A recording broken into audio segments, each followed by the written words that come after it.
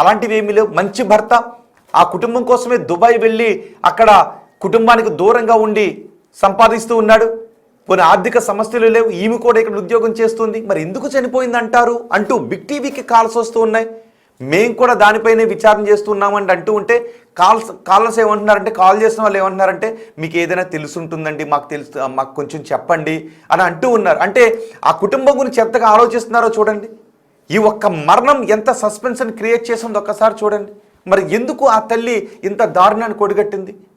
ఆ బిడ్డలను చంపుకుని తను కూడా ఎందుకు చనిపోయింది? ఇప్పుడు పోలీసులు ఎఫ్ఎస్ఎల్కి పంపించిన ల్యాప్టాప్లో ఏముంది, ఆ మొబైల్ ఫోన్లో ఏముంది, డేటా ఏదైనా ఉందా, లేదు డేటా ఎరైజ్ అయిపోయిందా? ఒకవేళ ఎరైజ్ అయిపోయినా కొన్ని సాఫ్ట్వేర్లను ఉపయోగించి అందులో డిలీట్ చేసిన డేటా ఏదైనా ఉన్నా దాన్ని రికవరీ చేసే అవకాశం ఉంటుంది. కాబట్టి ఇక్కడ ఎఫ్ఎస్ఎల్ రిపోర్ట్ వచ్చిన తర్వాత చిక్కుముళ్ళు వీడే అవకాశం కనిపిస్తుంది. ఎదురుగా వచ్చే ట్రైన్కి, వేగంగా వచ్చే ట్రైన్కి వెళ్ళి అలా నిలబడటం అంటే నిజంగా అది మాటల్లో చెప్పలేము. దాన్ని చాలా దారుణమైనటువంటి నిర్ణయం అది. శరీరం ఛిద్రమైపోతుంది. ఈ పక్కన బిడ్డ, ఈ పక్కన కొడుకు, ఇద్దరినీ పెట్టుకుని ఆ తల్లి అలా నిలబడటం అంటే ఎదురుగా ట్రైన్ వస్తూ ఉంది. పైగా ఆ ఏజ్ పిల్లలకి ఎలా ఉంటుంది, లైఫ్ అంటే ఎలా ఉంటుంది, లైఫ్లో ఈ స్థానానికి వెళ్ళాలి, స్నేహితులతో ఆడుకోవాలి, అమ్మతో ఇలా మాట్లాడుకోవాలి, అమ్మ చేత ఈ వంటలు వండించుకోవాలి, నాన్నతో అలా మాట్లాడాలి, నాన్నను ఇది కొనుక్కుంటాను అని డబ్బులు అడగాలి, స్నేహితులతో కలిసి ఇలా పార్టీ చేసుకోవాలి, ఇలా చదువుకోవాలి, స్నేహితుల కంటే ఇలా ఇన్ని మార్క్స్ రావాలి, లైఫ్లో నేను ఇలా సెటిల్ కావాలి అని ఆలోచించేటటువంటి ఏజ్ వాళ్ళది. అలాంటి వయసు ఉన్నవాళ్ళు తల్లి చనిపోదాం రండి అని రైలు పట్టాల మీదకు తీసుకుని వెళ్ళి పక్కన నిలబెట్టుకుంటే, ముందు వేగంగా రైలు వస్తూ ఉంటే కనీసం ఎందుకమ్మా అని వాళ్ళు ఎందుకు అడగలేకపోయారు? భర్త చెప్తూ ఉన్నాడు, తల్లి మాట వేదవాక్కు ఆ బిడ్డలకు అని. మరి చనిపోవటానికి తల్లి నిర్ణయం తీసుకున్నప్పుడు ఈ బిడ్డలు అమ్మా ఇది తప్పు అని ఎందుకు వారించలేదు? అమ్మా బతుకుదామమ్మా అని ఆ బిడ్డలు ఆ తల్లిని పట్టుకుని, నువ్వు నిర్ణయం తీసుకోవద్దమ్మా, మేమున్నామమ్మా, మంచి ఉద్యోగం చేస్తాం, మనకు మంచి లైఫ్ ఉంటుందమ్మా, మన అందమైన కుటుంబం అమ్మ అని ఆ బిడ్డలు ఆ తల్లికి ఆ క్షణంలో ఎందుకు చెప్పలేకపోయారు? తల్లి తీసుకున్న చనిపోవాలి అనే నిర్ణయానికి ఆ ఇద్దరు బిడ్డలు ఎందుకు సై అని అన్నారు? ఎందుకు ఓకే చెప్పారు? రైలు ఎదురుగా వస్తూ ఉంటే ఆ రైలుకు తల్లి బిడ్డలు కలిసి నిలబడి మరికొద్ది సెకండ్లో తమ శరీరాలు ఛిద్రమైపోతాయి, తాము ఈ లోకాన్ని విడిచి వెళ్ళిపోతున్నాము అని ఆ వాస్తవాన్ని, భయంకరమైన వాస్తవాన్ని చూస్తూనే ఎదురుగా వచ్చే రైలుకి ఎందుకు అడ్డంగా నిలబడ్డారు? ఆ సమయంలో బిడ్డలు కూడా ఎందుకు అలాంటి నిర్ణయాన్ని తీసుకున్నారు? తల్లి నిర్ణయాన్ని ఎందుకు వాళ్ళు ఎదురు చెప్పలేకపోయారు? తల్లి మాట ఎంత వేదవాక్ అయినప్పటికీ కూడా చనిపోవాలి అని తీసుకునే నిర్ణయాన్ని ఆ ఏజ్ పిల్లలు వ్యతిరేకిస్తారు. కానీ అలాంటిది ఆ బిడ్డలు కూడా ఎందుకు నిర్ణయాన్ని తీసుకున్నారు? తల్లి చనిపోదామని చెప్తే ఎందుకు చనిపోవాలమ్మా మనం అని ఆ బిడ్డలు ఎందుకు అడగలేకపోయారు? ఇవన్నీ కూడా డౌట్స్ వస్తూ ఉన్నాయి. వీటన్నిటికీ మరి ఎఫ్ఎస్ఎల్ అధికారుల దగ్గర ల్యాబ్లో ఉన్న ఆ ఫోన్ ఆర్ ల్యాప్టాప్ ఏదైనా సమాధానం చెబుతుందా, లేదా ఈ మరణాలు ఎప్పటికీ ఇలా శాశ్వత రహస్యంగానే ఉండిపోతాయా? ఏం జరుగుతుందో చూద్దాం.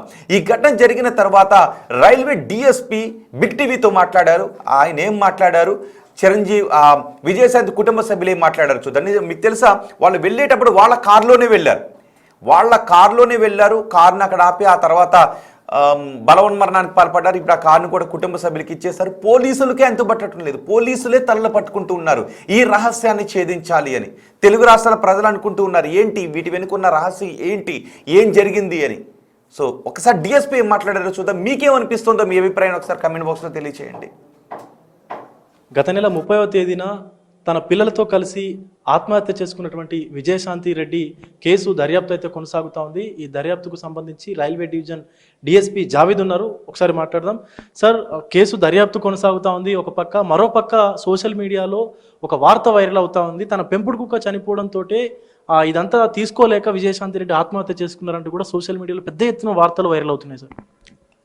సోషల్ మీడియాలో వాళ్ళకు ఇన్ఫర్మేషన్ వస్తుంది, ఎవరు చెప్తున్నారు మాకు అయితే తెలియదు. ఈ విషయంలో కూడా మేము విజయరెడ్డి మదర్తో మాట్లాడినాం, వాళ్ళ బ్రదర్తో కూడా మాట్లాడినాం, అలాంటి ఏం లేదు అంటున్నారు. సార్, ఇది ఎఫ్ఎస్ఎల్ రిపోర్ట్ ఎప్పుడు వస్తుంది సార్? వస్తుందండి, అది సైబర్ క్రైమ్లో అది టైం పడుతుంది. అది మొత్తం అనాలిసిస్ చేయాలంటే, కాల్ డీటెయిల్స్ తీయాలి, దానికి అనాలిసిస్ చేయాలి, మళ్ళీ ఈమెయిల్స్ తీయాలంటే కొంచెం టైం పడుతుంది. అది చేస్తున్నాము. సార్ అంటే అంత చదువుకున్న వ్యక్తి సాఫ్ట్వేర్ కంపెనీలో టీమ్ లీడ్గా పనిచేస్తూ ఉంది. తన కింద ఒక 12 మందిని అంటే లీడ్ చేస్తూ పనిచేస్తున్నటువంటి వ్యక్తి ఇంతటి ఘాతుకానికి పాల్పడడం, అది కూడా తన పిల్లల్ని తీసుకెళ్లడం వెనుక బలమైనటువంటి కారణాలు ఏమైనా ఉండొచ్చు అంటారా? ఏ కారణం లేకుంటే అంత ఎక్స్ట్రీమ్ స్టెప్ అయితే తీసుకోరు. కానీ కారణాలు ఏమున్నాయి అనేది మనకు ఎలాంటి వస్తలేవు. అది వాళ్ళ పేరెంట్స్ దగ్గర నుంచి, లేకుంటే ఇన్లాస్ గురించి, లేకుంటే వాళ్ళ గ్రూప్ మెంబర్స్ గురించి లోకల్ కూడా ఎంక్వైరీ చేస్తున్నాం. ఎలాంటి స్పెసిఫిక్ రీజన్ దీనివల్ల ఈమె ఇంత ఎక్స్ట్రీమ్ స్టెప్ తీసుకుంది అని ఇంతవరకు అయితే ఎస్టాబ్లిష్ కాలేదండి. మేము వర్కౌట్ చేస్తున్నాం. మరి ఇప్పుడు 31వ తారీఖు తన భర్త పుట్టినరోజు ఉంది. కానీ ఆ పుట్టినరోజుకు ముందే ఈవిడ తన పిల్లలతో కలిసి రైలు కింద పడి సూసైడ్ చేసుకుంది. ఒక పక్క భర్త కూడా మాకు ఎలాంటి గొడవలు లేవంటా ఉన్నారు, అత్తమామలతోని బాగానే ఉందని చెప్తా ఉన్నారు. విజయశాంతి రెడ్డి తల్లి కూడా తనంతటి పిరికిది కాదు, అసలు ఎట్లా ధైర్యం వచ్చిందని చెప్పేసి కూడా మాట్లాడుతూ ఉన్నారు సార్. అయితే వాళ్ళ భర్త దుబాయ్లో, షార్జాలో పనిచేస్తాడు. 28th జనవరిలో వాళ్ళ మ్యారేజ్ యానివర్సరీ ఉంది. ఆ రోజు వీళ్ళు మాట్లాడుకున్నారు, విష్ చేసుకున్నారు. దానికంటే ఒక రోజు ముందు అమ్మాయి కూడా మాట్లాడింది. ఆ రోజు కూడా అది ఎర్లీ మార్నింగ్ కదా, 31st, అది ఎర్లీ మార్నింగ్. అది ఆయన దాని గురించి వెయిట్ చేస్తున్నాడంట. ఇంతవరకు ఎందుకు ఫోన్ రాలేదు అని వెయిట్ చేస్తున్నాడు భర్త అక్కడ, ఆ ఫోన్ గురించి అని. రాత్రి ఈ ఇన్సిడెంట్ అయిపోయింది. అంటే ఇప్పటి వరకు ఈ కేసులో ఉన్నటువంటి పూర్వాపరాలన్నీ పరిశీలించిన తర్వాత దర్యాప్తు కొలుక్కి వచ్చింది అనుకోవచ్చు? ఇంకా కాదు, ఇంకా డీప్గా ప్రూవ్ చేయాల్సిన ఉంది. ఎందుకంటే మనకు ఎలాంటి ఎవిడెన్స్ వస్తలేదు కదా, ఎంక్వైరీ చేస్తే కూడా ఎలాంటి క్లూజ్ వస్తలేదు, ఇన్ఫర్మేషన్ వస్తలేదు అంటే దేనివల్ల ఈమె చేసింది అని. ఇంకా డీప్గా ప్రూవ్ చేయాల్సిన ఉంటుంది. వాళ్ళ సిడిఆర్ అనాలిసిస్ చేసి ఎవరితోని ఎక్కువ మాట్లాడారు, ఎవరితోని అంటే ఫ్రెండ్స్ ఉన్నారా, వాళ్ళు ఎవరు ఉన్నారు, అందరితో విచారించాలి. వాళ్ళ బ్యాక్గ్రౌండ్ చూసుకోవాలి. ఎలాంటి ఆమెకి థ్రెటనింగ్ ఉందా, బ్లాక్మెయిలింగ్ ఎవరైనా చేస్తున్నారా, మానసికంగా బ్లాక్మెయిలింగ్ చేస్తున్నారా, లేకుంటే ఫైనాన్షియల్గా ఎవరైనా బ్లాక్మెయిల్ చేస్తున్నారా, ఎందుకు ఆమె అంత ఎక్స్ట్రీమిస్ట్ స్టెప్ తీసుకుంది అని డీప్గా టైం పడుతుంది. డీప్గా దీనికి ఎంక్వైరీ, ఇన్వెస్టిగేషన్ చేయాల్సిన ఉంటుంది. సో ఇటు విజయశాంతి రెడ్డి చనిపోవడమే కాకుండా తన 2 పిల్లల్ని కూడా బలవన్మరణానికి అయితే ఒప్పించి ట్రైన్ కింద 3 కూడా ఒక పిడికిళ్ళు పట్టుకొని, ఒకళ్ళ చేతులు ఒకళ్ళు పట్టుకొని ట్రైన్కి ఎదురెళ్ళి ప్రాణాలు కోల్పోయినటువంటి సందర్భం అయితే కనిపిస్తూ ఉంది. ఇటు డిఎస్పీ జావీద్ కూడా చెప్తా ఉన్నారు, ఈ కేసుకు సంబంధించిన పూర్వాపరాలన్నీ కూడా పరిశీలిస్తూ ఉన్నాము. సో ఆవిడకు క్లోజ్గా ఉన్నటువంటి వ్యక్తులందరినీ కూడా మేము ఎంక్వైరీ చేస్తున్నామంటూ కూడా చెప్తా ఉన్నారు. మరి కొద్ది రోజుల్లోనే కేసుకు సంబంధించినటువంటి ఆధారాలన్నీ కూడా బయటపెట్టి కేసుని క్లోజ్ చేస్తామంటూ కూడా డిఎస్పీ అయితే చెప్తా ఉన్నారు. వీడియో జర్నలిస్టు వంశీతో విజయ్, బిగ్ టీవీ, సికింద్రాబాద్ నుండి. అది రైల్వే డిఎస్పీ చెప్పిన వివరాలు. వాళ్ళకు కూడా అంతుబట్టడం లేదు. అందరినీ విచారిస్తున్నాం, వాళ్ళతో సన్నిహితంగా ఉన్నవారిని మాట్లాడతాం, వాళ్ళ కుటుంబ సభ్యులతో మాట్లాడతామని చెప్తున్నారు. ఇప్పటికే ఎఫ్ఎస్ఎల్కి మొబైల్ని, ల్యాప్టాప్ని పంపించారు. సో ఆ డేటా రావడానికి కొంత సమయం పడుతుంది. ఆ డేటా వస్తే ఆ విచారణకు కొంత వెసులుబాటు కలిగే అవకాశం ఉంటుంది, విచారణ ముందుకు వెళ్ళడానికి అవకాశం ఉంటుంది. అన్ని కోణాల్లోనూ విచారిస్తున్నాం వాళ్ళ మరణానికి కారణం ఏంటి అని.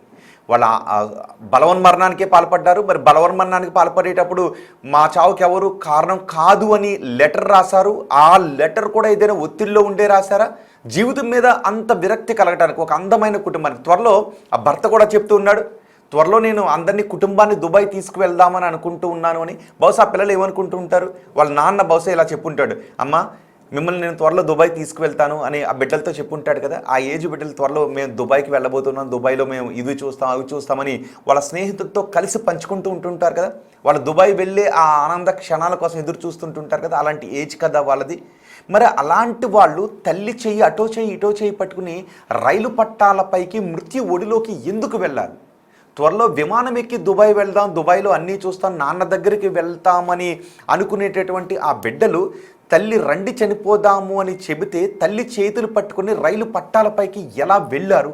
ఎదురొచ్చి ఆ రైలుకి కనీసం భయం లేకుండా సౌండ్ దగ్గరయ్యే కొద్దీ వాళ్ళు కళ్ళు మూసుకొని ఎలా ఉండగలిగారు అక్కడ? రైలుని చూస్తే ఎలా ఉండగలిగారు అక్కడ? ఇవే అందరినీ తొలుస్తున్నటువంటి ప్రశ్నలు. ఆమె చాలా దారుణమైన నిర్ణయాన్ని తీసుకుంది. అందమైన కుటుంబాన్ని చేజేతులా ఎందుకు ఛిద్రం చేసుకుంది? నిజానికి బిడ్డల కోసం ఏ తల్లైనా బతుకుతుంది. కొంతమంది తల్లుల మాటలు వింటాం, జీవితం మీద విరక్తి కలిగేసింది, చనిపోవాలనుకుంటున్నాను కానీ బిడ్డల కోసం బతుకుతున్నాను, నా బిడ్డ కోసం బతుకుతున్నాను అని చెప్పే చాలామంది తల్లులే మనకు కనపడతారు. జీవితం మీద విరక్తి కలిగేసిన తల్లులు అనారోగ్యం రీత్యా కావచ్చు, ఆర్థిక ఇబ్బందుల వల్ల కావచ్చు, లేదు కుటుంబ కలహాల వల్ల కావచ్చు, జీవితం మీద విరక్తి కలిగితే కేవలం బిడ్డల కోసం బతికే తల్లులు తండ్రులను మనం చూస్తూ ఉంటుంటాం. ఈవెన్ అనారోగ్యంతో ఏదైనా పెద్ద రోగం వేధిస్తూ ఉన్నప్పటికీ, వెంటాడుతూ ఉన్నప్పటికీ కూడా బిడ్డల కోసం బతుకుతున్న తల్లులు ఉంటారు. కానీ మరి ఈ తల్లికి ఏ కష్టం వచ్చిందని బిడ్డలను కూడా చంపేసుకుంది. త్వరలో దుబాయ్కి వెళ్తాము అని బహుశా స్నేహితులతో చెప్పుంటారేమో కదా. అదిగో చూడండి ఒకసారి, ఆ సూటు బూటు వేసుకొని ఆ బైక్ దగ్గర ఆ బిడ్డ ఎలా నిలబడి ఉన్నాడో, అదిగో ఆ పాప చూడండి నవ్వుతూ ఎలా నిలబడి ఉందో, అక్క తమ్ముళ్ళు ఇద్దరు ఎలా ఆడుకుంటూ ఉన్నారో చూడండి ఒకసారి. ఎంత అందమైన కుటుంబం కదా. మరి ఎందుకమ్మా విజయశాంతి రెడ్డి ఇంత నిర్ణయం తీసుకున్నావు? ఈ రహస్యం ఎలా వీడుతుందో, అసలు మీ మరణాలకి కారణం ఏంటో తెలుసుకోవాలని తెలుగు రాష్ట్రాలు అనుకుంటున్నా. ఇంత కష్టం, అందమైన మీ కుటుంబంలో ఇంత కష్టం రావడానికి కారణం ఏంటి? బిడ్డలతో చంపేసుకునేంత బాధ మీకు ఏమొచ్చింది? తెలుగు రాష్ట్రాల్లో ఉన్న చాలామంది తల్లులను వేధిస్తున్న ప్రశ్న ఇది. ఒక్కసారి వాళ్ళ కుటుంబ సభ్యులు ఏం మాట్లాడారో విందాం. మీకేమనిపిస్తుంది? ఆ తల్లి జీవితం మీద విరక్తి కలిగి బిడ్డలతో చనిపోవడానికి కారణం ఏమనిపిస్తుందో మీ అభిప్రాయాన్ని కమెంట్ బాక్స్లో తెలియచేయండి. ఎవరైనా మనస్తత్వ శాస్త్రవేత్తలు ఎవరైనా ఉంటే, సైకాలజిస్టులు ఎవరైనా ఉంటే బహుశా మీరు కొంత ఊహించగలుగుతారు కదా. ఇక్కడ ఊహలకు కూడా అందని ఘటన ఇది. సో ఎవరైనా సైకాలజిస్టులు ఎవరైనా ఉంటే మీ అభిప్రాయాన్ని తెలియజేసే ప్రయత్నం చేయండి. బిగ్ టీవీ కూడా సైకాలజిస్టులతో మాట్లాడే ప్రయత్నం చేస్తుంది. ఎందుకంటే మాకు వస్తున్న కాల్స్ కూడా అలా ఉన్నాయి. ఏమన్నా తెలిసిందా వాళ్ళకి మరణాలకు కారణం ఏంటంటే చాలా ఎక్కువ కాల్స్ వస్తున్నాయి. నిజానికి ఆన్సర్ చేయలేకపోతున్నాను కాల్స్. ఇంతకుముందు మా నెంబర్ డిస్ప్లే చేశాం కాబట్టి ఆ నెంబర్కి కాల్ చేస్తూ ఉన్నారు. సో ఎవరైనా సైకాలజిస్టులు ఎవరైనా ఉంటే మీరు కమెంట్ చేసే ప్రయత్నం చేయండి. ఒకసారి కుటుంబ సభ్యులతో మనం కుటుంబ సభ్యులు బిగ్ టీవీతో మాట్లాడారు. వాళ్ళు ఏం మాట్లాడారు చూద్దాం. సో ట్రైన్ ఘటన ఏదైతే ఉందో నిజంగా అందరినీ కూడా కలిచివేస్తుంది. ముఖ్యంగా తను సూసైడ్ చేసుకోవడానికి గల రీజన్స్ ఏంటి, పిల్లల్ని ఏమని చెప్పి ప్రేరేపించింది, ఏమని చెప్పి ఒప్పించింది అన్న దానిపైన చాలా ప్రశ్నలు ఈరోజు బయటపడుతున్న పరిస్థితి కనిపిస్తోంది. అయితే మేడం వాళ్ళ భర్త మనతో పాటు ఉన్నారు. అసలు ఆ భర్తతోని ఏమైనా ఇంతకు ముందు కాల్ ఏమైనా చేశారా, లేకపోతే మెసేజ్ ఏమైనా చేశారా, ఈ ఘటనకి సంబంధించి, లేకపోతే ఆమెకి ఎవరైనా ఇబ్బంది పెడుతున్న వివరాలు ఏమైనా చెప్పారా అన్న పూర్తి వివరాలు తెలుసుకుందాం. సార్ నమస్తే. ఇలాంటి పరిస్థితుల్లోనే మిమ్మల్ని ఇబ్బంది పెట్టాలని కాదు, బట్ ఏంటంటే అందరికీ భర్తకి ఏమైనా చెప్పిందా? పోనీ కనీసం తల్లిదండ్రులకి చెప్పలేదు అంటున్నారు, లేకపోతే అత్తమామకి చెప్పలేదు, కనీసం భర్తకైనా ఇలా జరిగే ముందు ఏమైనా ఎవరైనా ఇబ్బంది పెడుతున్నారని ఏమైనా చెప్పారు? స్ట్రాంగ్ లేడీ, అంత ఈజీగా డిసిజన్ తీసుకుంటే అమ్మాయి కాదు. మరి ఏమైందనేది నాకు తెలియదు. అది అంతే, నేను చెప్పలేను అంతే. మీరు ఫెస్టివల్కి వచ్చారా సార్? మీరు ఇక్కడికి రాలేదండి. ఫెస్టివల్కి రాలేదు. ఈ మార్చ్లో రావాలనుకున్నాను, లేకపోతే ఫ్యామిలీ అక్కడ తీసుకెళ్దాం అనుకున్నాను, దుబాయ్ తీసుకెళ్దాం అనుకున్నాను. హాలిడేస్లో తీసుకెళ్దామని ప్లాన్లో ఉన్నాము ఇద్దరం, అంతే. సో మీతో బాగానే మాట్లాడుతుంది డైలీ? ఆఫీస్ స్ట్రెస్ మీ మీద చూపించలేదు? లేదు, అదేం లేదండి. అది చాలా కేర్ఫుల్, అంటే స్ట్రాంగ్ లేడీ. అంటే ఎలా చెప్పాలంటే ఇక దేవత అన్నట్టు, అంతే. వేరే ఇక నేనేం చెప్పలేను, అంతే. సో అంటే సార్ ఇప్పుడు అంటే నార్మల్గా మీ దగ్గర మీకు ఎటువంటి మెసేజ్ కానీ లాస్ట్ మీరు ఎప్పుడు మాట్లాడారు ఆమెతో ఫోన్? 29th మాట్లాడారు. అంటే మధ్యలో గ్యాప్ వచ్చింది? లేదు, డైలీ మాట్లాడు. 28th పాప అండ్ ఇద్దరు మాట్లాడారు. మళ్ళీ 29 నేను మాట్లాడాను. 30 రోజు కాల్ చేశాను కానీ ఆఫీస్కి వెళ్ళింది అన్నారు. అందుకే నేను ఆఫీస్కి వెళ్తే కాల్ చేయను, ఎందుకంటే బిజీలో ఉంటుంది. సో 30 రోజు మీరు కాల్ చేస్తారు కానీ మాట్లాడలేదు. ఓకే, తర్వాత ఆవిడ ఆఫీస్ అయిపోయిన తర్వాత ఏమైనా మాట్లాడారా? లేదండి, ఏం మాట్లాడలేదు. ఓకే. సో అసలు ఇలాంటి సిచ్యువేషన్ మీరు అంటున్నారు చాలా స్ట్రాంగ్ లేడీ అని చెప్తూ ఉన్నారు. ఎందుకంటే మీరు దూరంగా ఉన్న పిల్లలిద్దరిని కూడా ఆవిడ ఎంతో డేరింగ్ అండ్ డాషింగ్గా బ్రేవ్గా ఆవిడ పెంచుకుంటూ వస్తూ ఉన్నారు. మరి ఇంత ఘోరమైన డెసిషన్ మీరు ఇప్పటికీ ఆ వీడియో చూసే ఉంటారు. ఆవిడ ఎంత అంటే ఇంకా నేను ఇంకా ఏం చూడలేదండి. నాకు మొత్తం మైండ్ బ్లాక్లో ఉంది. నేను అదొక కళలాగానే అనిపిస్తున్నది అది. ఇంతవరకు ఇంకా కళలాగానే అనిపిస్తున్నది. ఏం జరిగింది అనేది ఇంతవరకు ఎంతలో. వాళ్ళ మదర్తో మాట్లాడారా మీరు? అందరితో మాట్లాడారు. ఓకే. సో అంటే పిల్లలు ఏమైనా మాట్లాడారా మీతో? 28th రోజు పాప మాట్లాడింది. ఎగ్జామ్స్ కోసం వచ్చింది. డాడీ ఈసారి ఐఐటి కంపల్సరీ కొట్టేస్తాడు డాడీ అని తల్లి అంటే అంతే. లాస్ట్ కాల్ అది. సో దాని తర్వాత మళ్ళీ మీరు మాట్లాడాల? హాస్టల్కి వెళ్ళిపోయింది అమ్మాయి, ఇద్దరు. సో హాస్టల్ నుంచి ఇలా తీసుకొస్తున్నా అన్న విషయం కూడా మీకు తెలియదు. తెలియదు. ఓకే. కనీసం ఇంట్లో తల్లికైనా తెలుసా? అది నాకు తెలియదు. అది కూడా మీకు తెలియదు.